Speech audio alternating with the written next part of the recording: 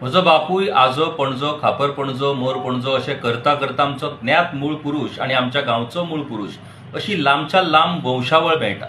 पूण तुमी एक विचार केला काय कितें? ह्या वंशावळींतल्या आमच्या जाणट्यांनी आमचें हें गोंय कशें फुडल्या पिळगे खातीर राखून दवरलें आनी ते खातीरूच आयज तुमी आमी मेकळेपणान श्वास घेवपाक शकतात.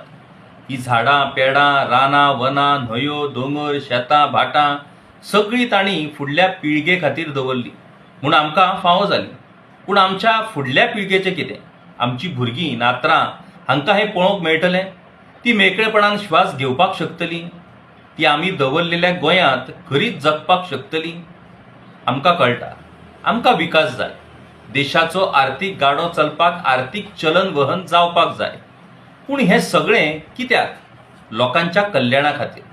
पूण अविचार पद्दतीन आनी गरीब सामान्यांचो विचार करनासतना जो विकास सुरू आसा तो आमच्या फुडल्या पिळगेक रस्त्यार उडोवपाचो. आमची पिळगी हो विकास सोसूंक शकता काय कितें?